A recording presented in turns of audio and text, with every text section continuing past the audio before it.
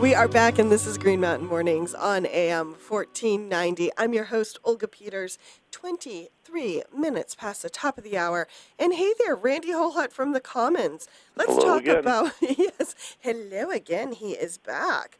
We're going to talk about wages in a moment here, but before we do, I want to remind folks that BCTV is here filming this segment of Green Mountain Mornings, and that broadcast of Green Mountain Mornings tonight is sponsored by Brattleboro Savings and Loan, which is so good we have sponsors because, as we are about to say in our conversation, wages in Vermont are kind of icky.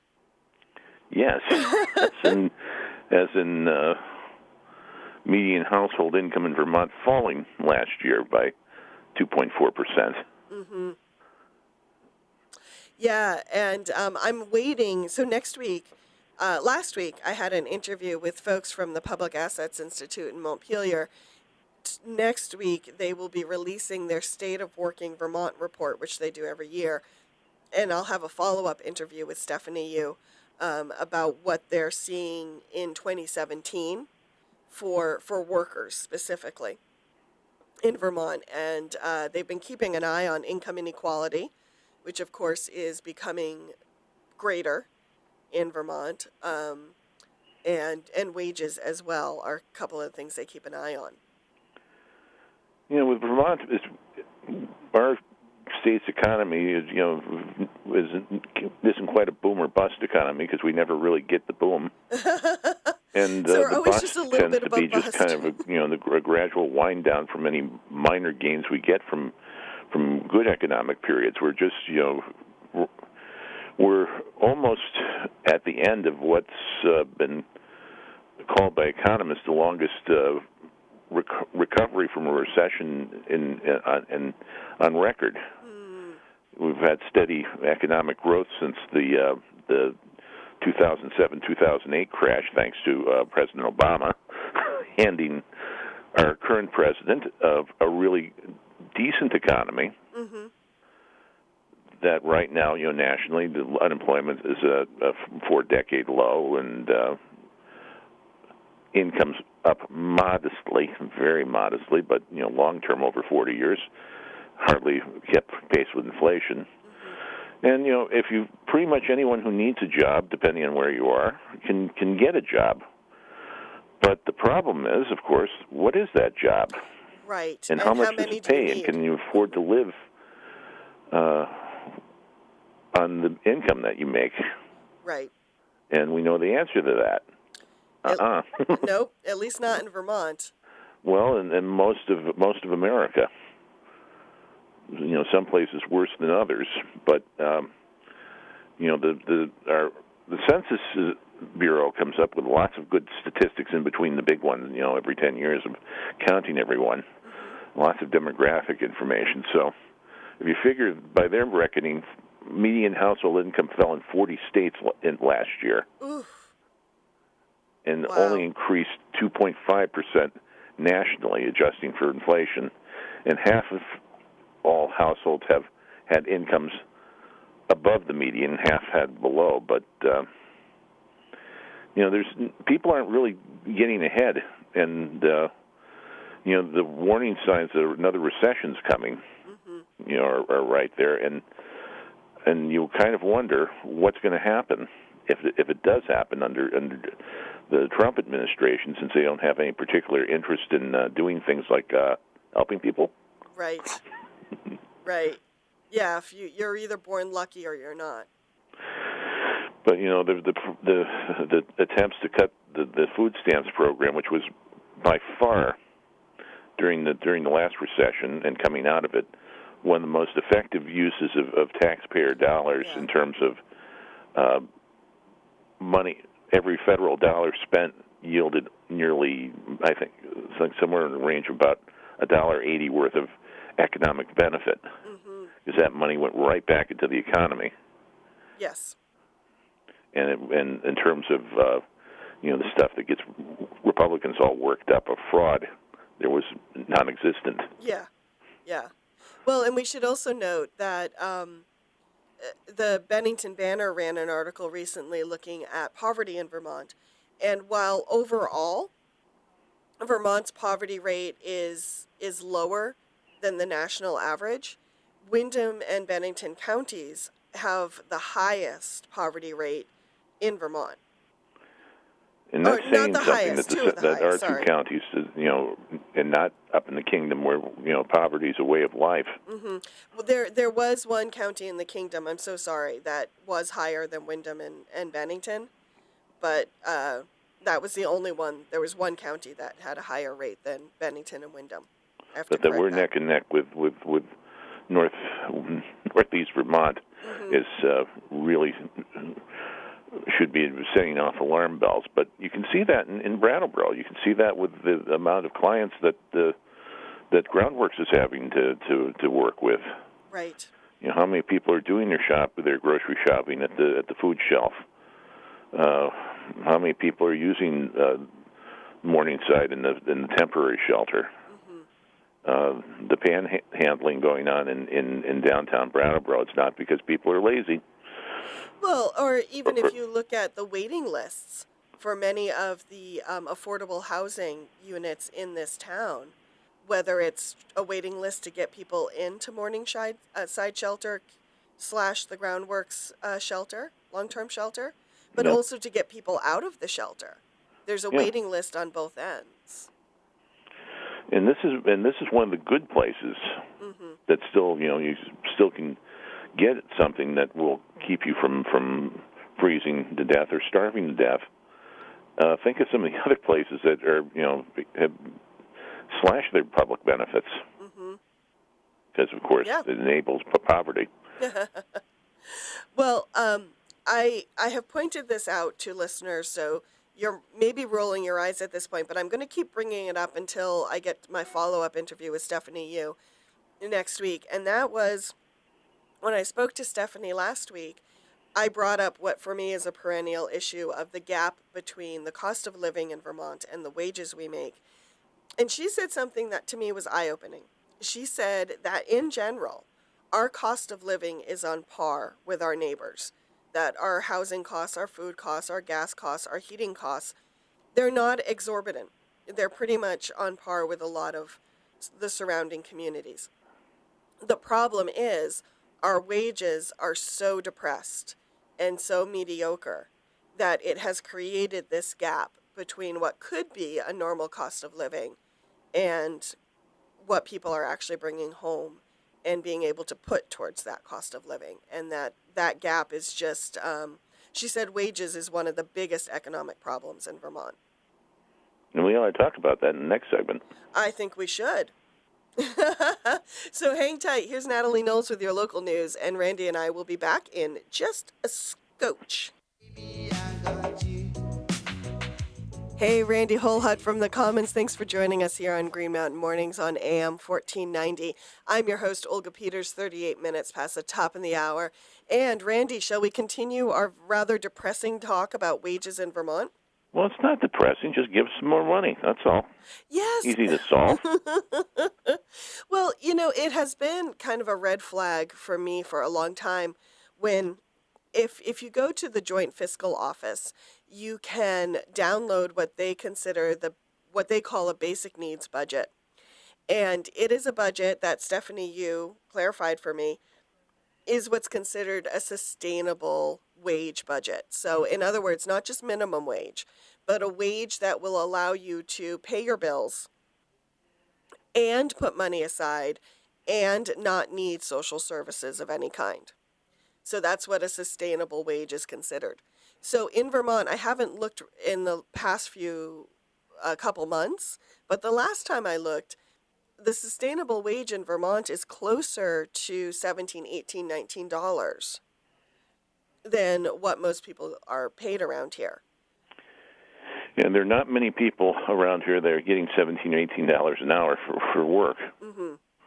And that should just be a red flag for us as a community.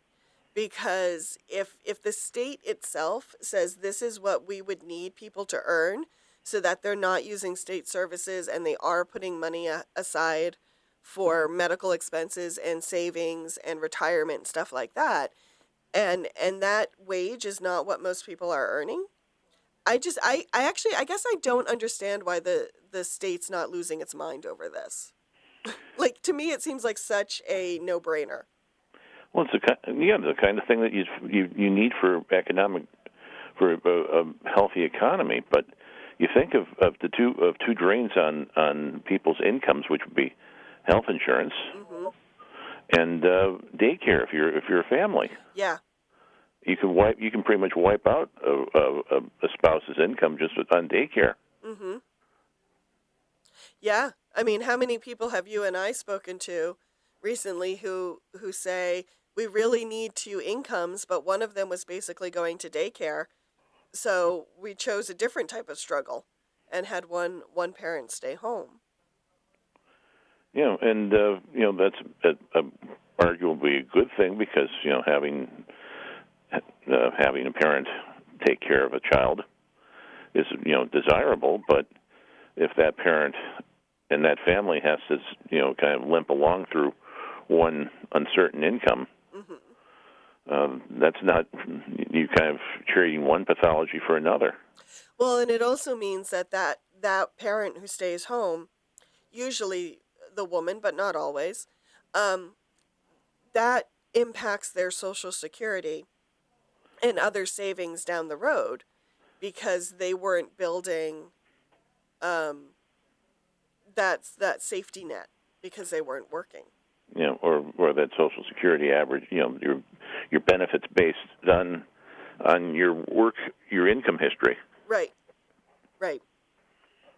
And it brings to mind about why people say we need paid family leave and we need some of these support networks to make sure that if someone isn't working, that they're not falling behind.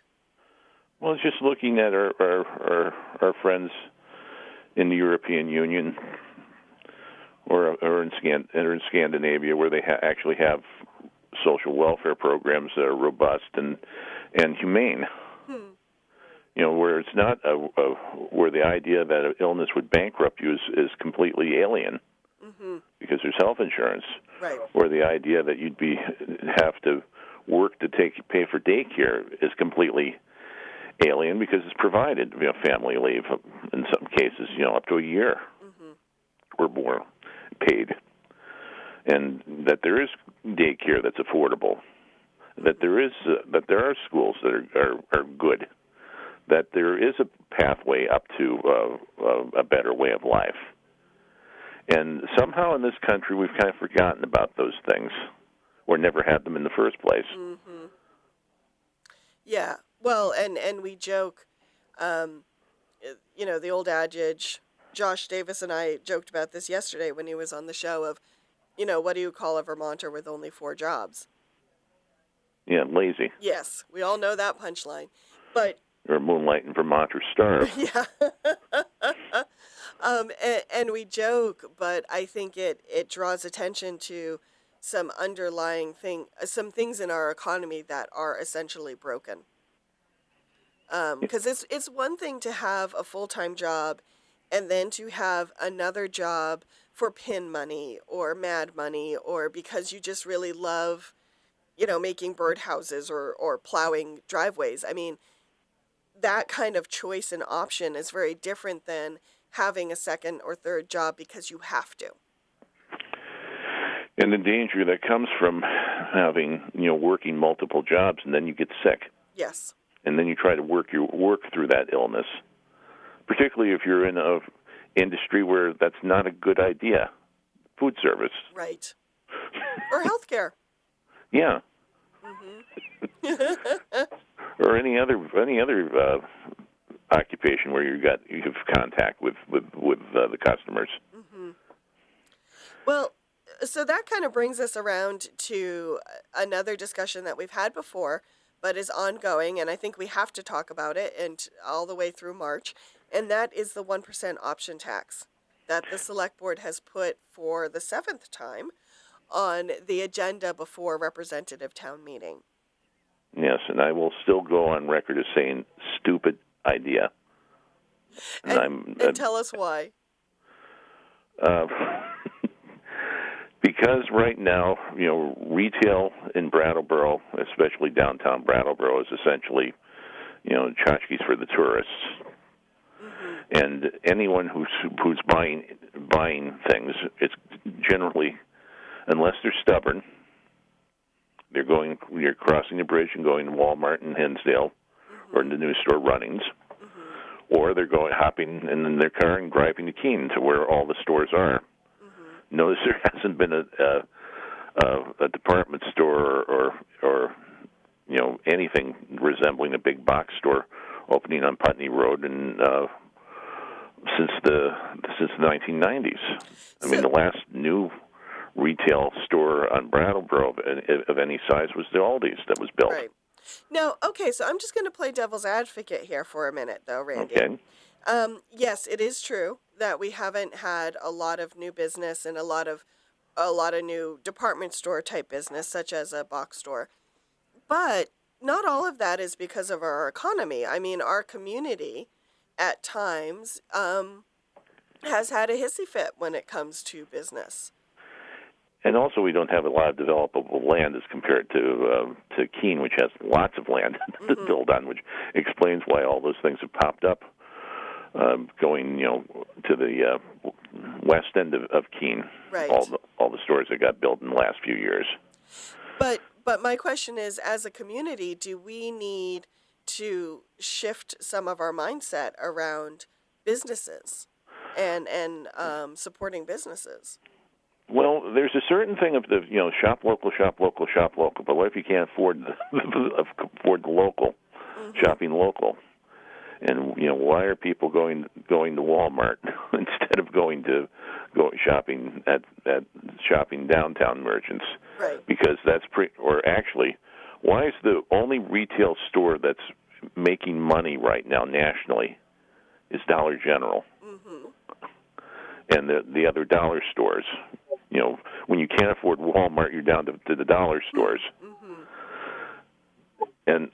And that that speaks to the income inequality. Mm-hmm. Yes, I would agree with that. But I still am going to push just a little bit that I have sat in a number of developmental review board meetings where someone wants to open a new business. And it doesn't even have to be like a big box store or Home Depot, although we know what happened there. And the community freaks out. And they're like, no, we don't want this new business here. And that's something that as a community we need to ask ourselves what's up with that. Yeah, because unfortunately we have a lot of manufacturing space that's empty in Brattleboro too. Mm-hmm. And I know people complain about Act 250. Mm-hmm. And Act 250 has been quite effective, and almost nearly all the time when you go through the process, your plan will get approved. Mm-hmm. It has to be something egregiously bad to not get approval. And the developers know that and appreciate it. At least there's some certainty. There's some rules to follow. You follow the rules, you can get your thing built. Mm-hmm. It's Act 250 is not the problem. It's the NIMBYs that are the problem. Yeah, I think I have to agree with you on that. And if think of when Andrea Livermore was still head of Building a Better Brattleboro, now today Downtown Business Brattleboro Alliance. Right. And she talked about the need to have a downtown for the people who are downtown. Mm-hmm. And that's your gauge of a healthy downtown. But we don't have people really working downtown anymore. Mm-hmm. So you don't the places that they go shop at lunch hour are gone. And the restaurants are, there's not a lot up there that caters to, of somebody on a budget who's looking for a cheap lunch. Right. And so if you build your downtown for the tourists, and that's pretty much what Brattleboro has become. And there's not much reason for someone to come downtown and run some errands and try and get out without getting a ticket on their window. Because that's the other problem with shopping in Brattleboro. Right. Right. Um, hey, we need to shift gears quickly because we're kind of running out of time. Okay. But I think we should at least touch base on the fact that yesterday, two school districts, more in the more northern part of the state, the Elmore Morrison Unified Union and the Stowe School District, filed the first lawsuit, or I should say, appeal against Act 46 and the state's forced mergers. Um, do you think that will be more to follow, Randy? Oh yeah. Yeah. There's going to be plenty of lawsuits and court hearings on this one, and the legislature might be well advised to consider drafting something to overturn Act 60 or Act 46 and modify this process. That if a district doesn't want to merge, respect their wishes. Right. Instead of disrespecting the democracy. Mm-hmm. If a town's in a district saying no, we don't want to merge, right. Respect that. Well, and I think one of the challenges to Act 46 has been from the beginning that it's this one-size-fits-all blanket, and yet, especially when it comes, I think at least, when it comes to elementary schools, that one-size-fits-all is really tricky. And yes, doesn't really trying to, and I think school preservation and the needs of the children should be paramount in all this, and stuffing kids on a bus for an hour ride to their new school is not in the interest of the kids. Well, and two, I would also add the concern about the rural economy, and keeping these small towns vital and vibrant, and to do that, you need those community institutions of schools and general stores and community halls and libraries and all those. We think of them as amenities, but they actually are kind of the cornerstones and the infrastructure of small towns. I guess a topic for another day. Possibly. Hey, Randy, as we go into the weekend, are there any news items that you're keeping an eye on? We got one more paper for this year on the 19th, and then we take our one and only week off for the Christmas holiday. Okay. And we'll be back on January the 2nd. Wow, a week off. More like staggering to the finish line before we collapse. Mm-hmm. It's been a tough year. It has been a tough year. Are there any stories, though, kind of quickly looking back over that year that have stood out for you that you're really proud of? It's been a blur. I can't even begin to look back at, even off the top of my head. It's been a blur for 8 years with the paper. Mm-hmm. Yes, that is one of my criticisms, actually, of the Commons. I think, personally, because we come out on a Wednesday, one paper goes to bed, you start the next one right away. There's no downtime in between. And I think that contributes to the blur factor. Well, I know. Take it up with the editor.